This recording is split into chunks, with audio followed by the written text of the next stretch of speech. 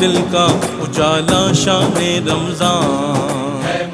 ناظرین، خیر مقدم میں آپ کا آج اسراف موضوع ہے اور نعمتوں کی معرفت ضروری ہے، پھر اس پر شکر ادا کرنا ضروری ہے، اور اس اعتبار سے یہ بات بھی کہی جاتی ہے، اور علامہ مفتی احمد منیر نورانی صاحب سے میں جاننا چاہوں گا، کیا یہ درست ہے کہ کہا جاتا ہے کہ جو لوگ نعمتوں کی ناقدری کرتے ہیں ان سے نعمتیں چھن جاتی ہیں؟ اس کے حوالے سے کیا کہیے گا؟ جی بالکل، جب ہم قرآن پاک کی تعلیمات پہ غور کرتے ہیں اور حضور سید عالم صلی اللہ علیہ وسلم کی احادیث پہ غور کرتے ہیں تو یہ بات اظہر من الشمس محسوس ہوتی ہے کہ جن لوگوں نے نعمتوں میں بے قدری کی ہے ان سے نعمتیں چھن گئی ہیں۔ اللہ رب العالمین نے قرآن پاک میں نعمتوں کے ذکر کرنے اور ان پر شکر کرنے کا حکم دیا ہے، اور جو نعمتوں کی بے قدری کرتے ہیں، ناشکری کرتے ہیں، ان سے ناراضگی کا اظہار فرمایا۔ اللہ رب العالمین نے ارشاد فرمایا لَإِن شَكَرْتُمْ لَأَزِيدَنَّكُمْ وَلَإِن كَفَرْتُمْ إِنَّ عَذَابِي لَشَدِيدٌ، فرمایا اگر تم شکر کرو گے تو میں نعمتیں اور بڑھاؤں گا، اور اگر تم ناشکری کرو گے تو میرا عذاب بڑا سخت ہے۔ ناشکری کرنے والوں کو اللہ پاک نے عذاب کی وعید سنائی ہے، اور نعمتوں کی قدر نہ کرنا یہ بھی ناشکری ہے۔ اسی طرح قرآن پاک میں اللہ پاک نے کئی ایسے واقعات بیان فرمائے، ایسی مثالیں بیان فرمائیں کہ اللہ پاک نے نعمتیں دی کسی قوم کو، اس قوم نے اس نعمت کا جو ہے اس کی قدر نہیں کی، بے قدری کی ہے، تو اللہ پاک نے وہ نعمت ان سے واپس لے لی ہے۔ اسی طرح بخاری شریف میں ایک حدیث پاک ہے، حضور سید عالم صلی اللہ علیہ وسلم نے ارشاد فرمایا کہ بنی اسرائیل میں 3 شخص تھے، ایک جو ہے وہ بالوں کی نعمت سے محروم تھا یعنی گنجا تھا، ایک جو ہے کوڑ کی بیماری میں مبتلا تھا یعنی جلد اس کی خراب تھی، اور ایک جو ہے نابینا تھا۔ اللہ پاک نے ان کی آزمائش کے لیے انسانی شکل میں ایک فرشتہ بھیجا۔ فرشتہ پہلے کوڑ کی بیماری والے کے پاس آیا اور اسے آ کر کہا کہ تو کیا چاہتا ہے، تیری کوئی پریشانی کیا ہے؟ اس نے کہا میں یہ چاہتا ہوں کہ میری یہ بیماری دور ہو جائے، لوگ مجھے نفرت کی نگاہ سے دیکھتے ہیں، لوگ میری طرف الفت و محبت کریں، میرے ساتھ انسیت کریں، میری یہ بیماری دور ہو جائے۔ فرشتے نے اس کے جسم پہ ہاتھ پھیرا تو اس کی وہ بیماری دور ہو گئی۔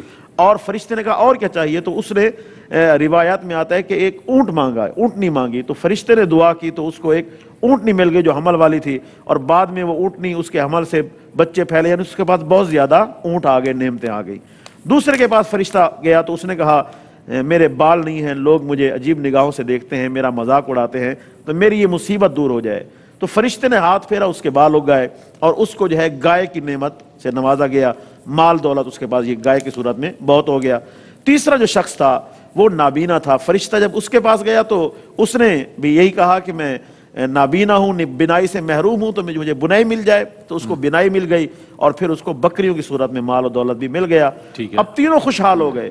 فرشتہ کچھ عرصے کے بعد دوبارہ آیا تو پہلے کوڑی کے پاس گیا کہ اسی صورت میں گیا جس صورت میں وہ تھا، یعنی کوڑی کا مریض بن کے گیا، تو اس سے جب فریاد کی تو اس نے کہا میری اور بھی بڑی ضروریات ہیں، میں نہیں دے سکتا ہوں۔ اس نے کہا کہ تجھے جو ہے یہ کیسے ملا؟ اس نے کہا میں خاندانی رئیس ہوں، خاندانی طور پر۔ فرشتے نے کہا تو جھوٹ بول رہا ہے، تو بھی اسی مرض میں مبتلا تھا اور اللہ تعالیٰ نے تجھے آزمایا، تو اپنی آزمائش میں ناکام ہوا، اس سے وہ مال و دولت بھی چھن گیا اور وصیت بھی واپس ہو گئی۔ اسی طرح گنجے کے پاس فرشتہ گیا، اس کے ساتھ بھی یہی معاملہ ہوا، اس نے بھی جھوٹ بولا، ناشکری کی، تو اس سے بھی وہ نعمت چھن گئی۔ اور جب نابینا کے پاس فرشتہ گیا، اس نے کہا واقعی میں نابینا تھا، میں بڑا محتاج تھا، اللہ نے مجھ پر کرم کیا اور مجھے یہ نعمت عطا فرمائی ہے۔ اس نے کہا کہ تجھے جتنا چاہیے تو لے جا، یہ اللہ کا دیا ہوا ہے، تو نے اللہ کے نام سے مانگا ہے، جتنا تجھے چاہیے یہ لے جا۔ فرشتے نے کہا میں لینے والا نہیں ہوں، میں تو آزمائش کے لیے اترا تھا، تمہارے دوسرے 2 ساتھی وہ آزمائش میں ناکام ہوئے اور تجھے مبارک ہو، تو آزمائش میں کامیاب ہوا۔ دیکھیں وہ جب ناشکری کی انہوں نے، آزمائش میں ناکام ہوئے تو ان سے وہ نعمت چھین لی گئی، اور جو کامیاب ہوا، جس نے اللہ کی نعمت پر شکر ادا کیا، تو وہ کامیاب ہو گیا۔ تو اس لیے میں ناظرین سے یہ عرض کرنا چاہوں گا، اللہ پاک نے جتنی نعمتیں دی ہیں ہمیں ہر نعمت کا قدر کرنا چاہیے، اس کا شکر ادا کرنا چاہیے۔ ہمارا مسئلہ یہ ہے کہ ہم ہمیشہ اپنے سے اوپر والے کو دیکھتے ہیں۔ اگر ہم موٹر سائیکل پہ بیٹھے ہیں تو ہم گاڑی والے کو دیکھیں گے کہ یار اس کے پاس گاڑی ہے، میرے پاس نہیں ہے۔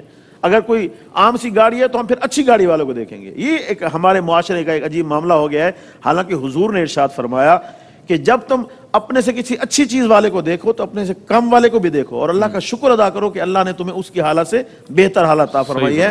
شیخ سعدی رحمۃ اللہ علیہ فرماتے ہیں کہ ایک دفعہ ایسا ہوا کہ میرے پاؤں میں جوتے نہیں تھے، ننگے پاؤں میں بازار میں چل رہا تھا، مجھے کنکر چبھ رہے تھے، مجھے تکلیف ہو رہی تھی، تو میں نے شکایت کی کہ مولا میرے پاس جوتے نہیں ہیں، میں تکلیف سے ہوں. فرماتے ہیں میں تھوڑا سا آگے گیا تو میں نے دیکھا کہ ایک شخص کے پاؤں ہی نہیں ہیں. تو میں فوراً سجدے میں گرا اللہ کی بارگاہ میں نے معافی مانگی کہ مولا تو نے جوتے نہیں دیے تو کیا بات ہوئی، مجھے پاؤں تو عطا فرمائے ہیں، پاؤں تو مجھے دیے ہیں. تو اس لیے ہمیں جو بھی اللہ پاک نے نعمتیں دی ہیں، جس حال میں اس مالک نے رکھا ہے اس حال میں اس کا شکریہ ادا کرے، اور اس حال میں ہمیں راضی رہنا چاہیے، اور اللہ پاک کی جتنی نعمتیں ہیں ان کی قدر کرنی چاہیے، چاہے وہ نعمت مال و دولت کی صورت میں ہو، صحت کی صورت میں ہو، زندگی کی صورت میں ہو. یہ زندگی بھی اللہ تعالیٰ کی بڑی نعمت ہے. جس طرح حضرت فرما رہے تھے کہ ہم فضول اور بیہودہ کاموں میں یہ انمول چیز ضائع کر دیتے ہیں. صحیح بات. یہ انمول چیز، اس کی کوئی مول نہیں ہے، اس کو ہم ایسے ہی ضائع کر دیتے ہیں. تو ان نعمتوں کا جو ہے ہمیں قدر کرنی چاہیے، اور یہ نعمتیں اللہ پاک کے راستے میں خرچ کرنی چاہیے. اللہ نے صحت دی ہے، زندگی دی ہے، مال و دولت دیا ہے، اس کو ہمیں اللہ کے راستے میں زیادہ سے زیادہ خرچ کرنا چاہیے تاکہ اللہ پاک ہمیں دنیا اور آخرت میں اس پہ اجر اور ثواب عطا فرمائے. ٹھیک ہے، اچھی بات ہے. اچھا، ہم یہ بھی جاننا چاہیں گے اس حوالے سے کہ آیا کیا بچنے کا طریقہ ہے اسراف سے، کس طرح بچا جائے، وہ کون کون سے طریقے ہیں جو اختیار کیے جائیں؟ جو اب تک ہو گیا سو ہو گیا، لیکن آج کے بعد اگر کوئی اپنی اصلاح کرنا چاہتا ہے، وہ طریقے اپنانا چاہتا ہے، تو قبلہ مفتی محمد اکمل مدنی صاحب سے میں جاننا چاہوں گا حضرت وہ بچنے کے کیا طریقے ہیں تبذیر سے؟ دیکھیں، سب سے پہلی چیز تو اللہ تعالیٰ نے کم و بیش 1,24,000 انبیاء علیہ السلام کو اسی لیے بھیجا کہ وہ لوگوں کے پاس آ کر جہالت کا خاتمہ کرتے رہے. صحیح. انہیں بتاتے رہے کہ اللہ تعالیٰ کی لیمیٹیشنز کیا کیا ہیں. تمہیں نعمتوں کے استعمال سے منع نہیں کیا گیا، لیکن اس لمٹ کو کراس نہ کرنا، کرو گے تو پھر تم اسراف میں مبتلا ہوگے اور سزا ملے گی. صحیح. تو اس کا مطلب ہے کہ پہلی چیز تو یہی ہے کہ ہم علم دین سیکھیں. ہمیں ذہن کہاں کہاں استعمال کر سکتے ہیں، کہاں منع ہے. اس طرح آنکھیں، ہماری زبان، ہمارا ستر کا استعمال، ہاتھوں کا، مال کو کس طرح سے حاصل کر سکتے ہیں، کیسا حاصل کرنا غلط ہوگا، کہاں خرچ کر سکتے ہیں، کہاں نہیں. جب ہم یہ علوم سیکھیں گے، جن کو میں فرض علوم سے بھی تعبیر کر سکتا ہوں کہ ضروری چیزیں کم از کم ہمیں سیکھنی چاہیے، تو پھر ایک کم از کم یہ تو ہوگا نا کہ انسان اگر بتقاضائے بشرط کسی خطا میں مبتلا ہوتا ہے تو مطلع تو ہو گیا، یار غلطی ہو گئی مجھ سے، وہ توبہ کر سکے گا. لیکن جب ہمیں اطلاع ہی نہیں ہوتی تو ہم توبہ کس چیز کی کریں گے؟ اور ایسے حضرات پھر بعد وقت بغیر توبہ کیے مر جاتے ہیں، اور پھر وہ آخرت میں وبال ہوتا ہے. دوسری چیز یہ ہے کہ اپنے اطراف میں ایک ماحول بنائیں. ہم خود بھی اسراف سے بچیں اور اپنے گھر والوں کی تربیت کریں. اگر گھر والے ہمارے سامنے روٹی پھینک رہے ہیں، کھانا پھینک رہے ہیں، تو ان کو روکیں. فریج کے اندر اگر کھانا پڑا ہوا ہے، مجھے پتا ہے کہ 3 دن تک پڑا ہوگا تو چوتھا دن یہ ڈسٹ بن میں جائے گا، تو کیوں نہیں گھر کا سرپرست کہتا ہے کہ یہ دوسرا دن ہو گیا ہے تو اس کو ضائع کرنے سے بہتر ہے ماسی کو دے دو یا محلے میں دے دو کسی کو، وہ بھی دیکھتا رہتا ہے، بچا بچا کے رکھا جاتا ہے. ہاں، وہ بھرا ہوتا ہے پورا فریج، پھر اس کو خالی کرتے ہیں تو وہ سڑ جاتا ہے، خراب ہو جاتا ہے، اس کو پھینک دیتے ہیں. تو اپنے گھر میں، اپنے اطراف میں ایک ماحول بنانا ضروری ہے. اور خاص طور پہ اگر کوئی فضولیات کا شکار ہے تو کل بھی ہماری بات ہوئی تھی کہ وہ اس فضول چیز سے روکنا شروع کر دے. اگر گناہ میں مبتلا ہے تو اس سے روکنا شروع کرے، تو خود بخود طبیعت کے اندر ایک شرم، ایک حیا، ایک غیرت پیدا ہوتی ہے، اور ایک مخلوق کا خوف پیدا ہوتا ہے کہ یار اگر میں ایسا کروں گا تو کل یہ مجھے ہی کہیں گے. تو ایسا مخلوق کا خوف جو ہمیں اللہ کی نافرمانی سے روک دے، یہ بھی بہت بڑی نعمت ہوتی ہے.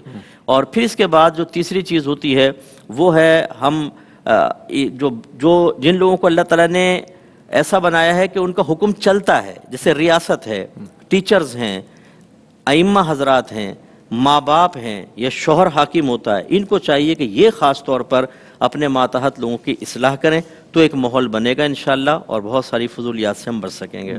بہت خوبصورت اور رہنما اصول مفتی صاحب نے اسراف سے بچنے کے حوالے سے، تبذیر سے بچنے کے حوالے سے ارشاد فرمایا. ایک وقفہ ہے، وقفے کے بعد لوٹیں گے. مجھے امید ہے آپ کا اور ہمارے ساتھ رہے گا.